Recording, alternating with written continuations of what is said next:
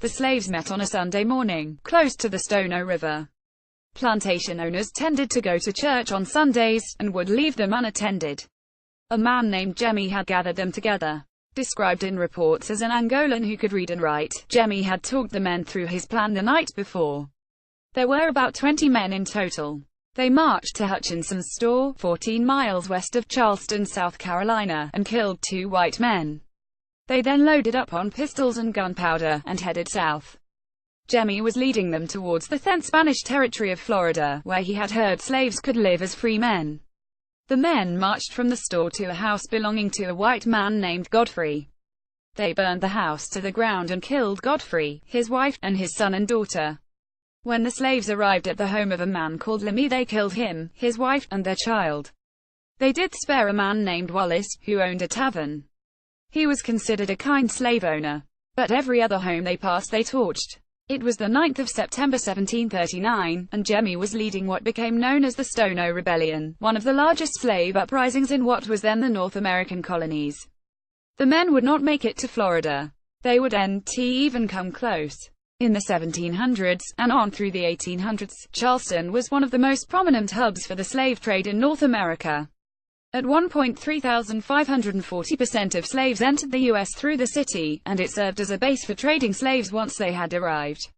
A white man sells black slaves at a sale in Charleston, South Carolina. At one point 3,540% of slaves entered the U.S. through the city. Photograph Papa Foretop but walk around Charleston today, and the most visible monuments and memorials are not to people like Jemmy and his Stono rebels. The major monuments are to the Confederate leaders who declared their secession from the United States and fought a war over their right to own slaves. The same is true for cities and states across the country. There are more than 700 monuments to the Confederacy in the U.S., the majority in the South.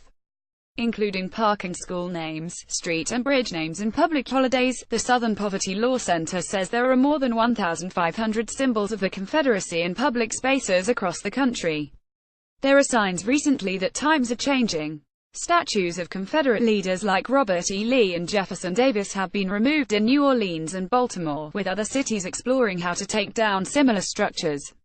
In 2015, after Dylann Roof killed 9 black churchgoers in Charleston, South Carolina, finally removed the Confederate flag from the State House grounds.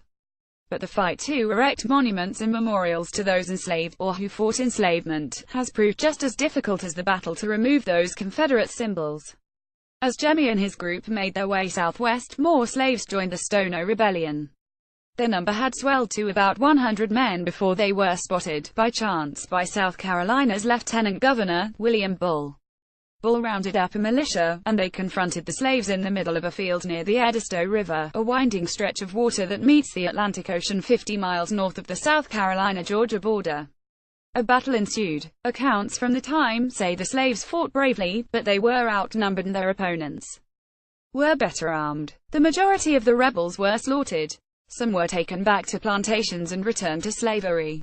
About 30 escaped, but were later rounded up and killed. The plantation owners mounted some of the slaves' heads on sticks along the main road, as a warning to others. Jemmy and his men had made it just 15 miles.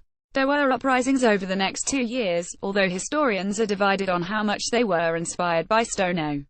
None were on the same scale, and none were successful. Slavery continued in the North American colonies, and continued when the U.S. became an independent country in 1776. It would be 1865, more than 120 years after the uprising in Stono, before the 13th Amendment to the Constitution was ratified and slave ownership was finally made illegal. Slaves of the Confederate General Thomas F. Drayton at Magnolia Plantation, Hilton Head, South Carolina, in 1862, a few miles southwest of where the Stono Rebellion was crushed more than a century earlier. Photograph Universal Images Group Getty Images. Today the only marker of the failed rebellion is a small sign by the side of the I-17 highway, just past the Stono River. It is not easy to spot. Cars and trucks rumble through this part of South Carolina at 60 miles per hour, crossing the marshy expanse of the Stono River before reaching the small town of Rantowels. The sign is on a grass verge, opposite a petrol station and underneath an advertisement billboard currently promoting a Chevrolet and Ford car dealership. There is a corrugated metal building behind it which sells arcade games and pinball machines. There is no lay-by to pull into, no place to stop. Even with an idea of where the sign was, I flashed past it before I'd seen it. It took a screech of the brakes and a hard right turn to pull into the arcade store car park and take a closer look. The marker was erected in 2006 by the Sea Island Farmers Cooperative, and looked as if it has been forgotten in the 11 years since then. The white background was streaked with dirt. The paint of the small black lettering, which gives a pithy summary of the rebellion, was flaking, and the black border was faded and cracked. It was hard not to think of the contrast with the gleaming Confederate memorials which loom over streets in downtown Charleston. On a sunny Wednesday at the end of September, the grass at the base of the signpost was long and scorched. Wading through it, I could finally read the 50-word tribute to the enslaved men who had made their bid for freedom. The Stono Rebellion, the largest slave insurrection in British North America, began nearby on September 9, 1739, it reads. About 20 Africans raided a store near Wallace Creek, a branch of the Stono River. Taking guns and other weapons, they killed 2 shopkeepers. The rebels marched south toward promised freedom in Spanish Florida, waving flags, beating drums, and shouting liberty. The Denmark Vesey Monument in Hampton Park in Charleston, South Carolina. Vesey attempted to lead a slave rebellion. Photograph. The Washington Post. Getty Images. The largest rebellion of the time may have been doomed, but over the next 100 years more men sought their own version of liberty. 83 years after Jemmy and his men attempted their revolt, Denmark Vesey, a former slave himself, was planning his own larger-scale Charleston rebellion. Around 1800, when he was in his early 30s, Vesey had won $1,500 in a cash lottery. He used some of the money to buy his freedom from his owner, and hoped to use the rest to secure his wife's freedom, but her owner refused to sell her. Over the next 20 years, Vesey, who had been born into slavery in the then Danish colony of St. Thomas, built up the carpentry business and became a prominent figure in the emerging African Methodist Episcopal Church, the church Dylann Roof would target 2 centuries later. Vesey maintained friendships with enslaved men, and became increasingly determined to change the state of affairs in South Carolina. He's a man who by that time period was in his 50s, mid-50s. He's an old man, said Curtis Franks, museum curator at the Avery Research Center for African American History and Culture in Charleston. It was this heightened sense of urgency because of where he was in his life to do what he could do to bring about an end to the institution of slavery. In 1821, Vesey and other churchgoers began to plan a revolt. By some accounts, thousands of men were prepared to join the cause, both in the city and out into the countryside, even as far as the Stono River where their predecessors had assembled nearly a century earlier. The men planned to attack an arsenal facility in downtown Charleston on 14 July 1822, seize weapons, then commandeer ships and sail to Haiti, where slaves had overthrown French colonialists 2 decades earlier. Had they made it, Vesey and his companions would have been able to live freely on the island, 1,000 miles southeast.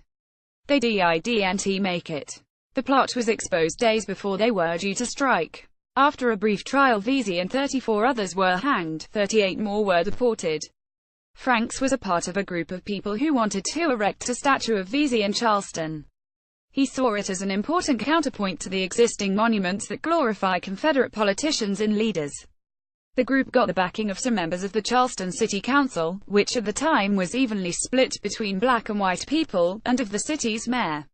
Nevertheless, it took almost 15 years for Franks and the others to get their memorial to Vesey and his would-be rebellion. They faced opposition in the press, Franks said, and on talk radio. Opponents vilified Vesey as a terrorist, ignoring the hypocrisy of the memorials to people who initiated a civil war, and one proposed site was blocked after residents protested. The monument to John C. Calhoun in Marion Square in Charleston. Photograph. Alamy stock photo. The group had wanted the Vesey statue in the downtown area, where tributes to the former U.S. Vice President John C. Calhoun, a hardline defender of slavery who referred to it as a positive good in an 1837 speech, are unavoidable. The main street running east to west through downtown is named after Calhoun. That street borders the south of Marion Square, where a giant Calhoun statue glares down at passers-by. In a sense it could offer a counter to the Calhoun piece, Franks said. This more visible representation of the darker parts of Charleston's past would not just honor the history of black Americans, Franks said, but also offer something to the people who travel to the city each year. There are black folk throughout the country who are visiting Charleston. And they've done their work, they've done the reading. And they understand the importance of this physical space to this country, and to the world. So they're coming with great expectations, and they get here and that reading, that preparation doesn't meet or match what they find when they get here, Franks said. You look around and you see all this other stuff that is Confederate. The plan to place the Vesey statue there did not pan out. The city of Charleston does not own the park, it leases it from the Washington Light Infantry, a military organization that fought on the Confederate side in the Civil War. It was years before a site was agreed on. Frank's group did not get their downtown location, but were granted a site in Hampton Park, a couple of miles north. Franks drove me out to see the statue in September. The monument has Vesey standing on top of a plinth, a Bible in one hand and a bag of carpenter's tools in the other. He has his back to the open green space of the park, facing instead a paved semicircle with two benches designed for contemplation. The tale of the Vesey statue shows how divisive the legacy of slavery remains today.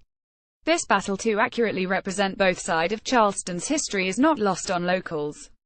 I took a cab from the Vesey statue to downtown, and the driver, Jamal Middleton, was aware of the struggles Franks and others from the Avery Center had faced. It's the largest monument to anything that has to do with ending slavery or evolution of freeing slaves, Middleton said of the Vesey Memorial.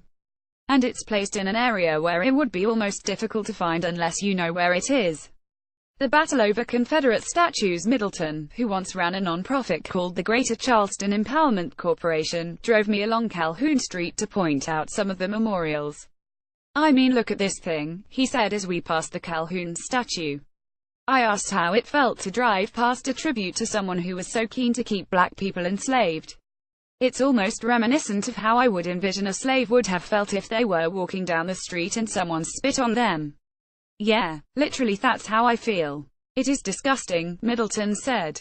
In Charleston and elsewhere, the attempt to properly remember the horrors of slavery is about more than just honoring the past. It is about how people feel in the present, and how people will treat each other in the future. The way Middleton felt driving past the Calhoun statue, the struggle Franks faced to erect his Vesey monument, and the almost anonymous memorial to the Stono rebels all illustrate the disparity black people still face in the U.S. It is almost 300 years since Jemmy and his rebels briefly broke free, and almost 200 years since Denmark Vesey was executed for trying to help others do the same.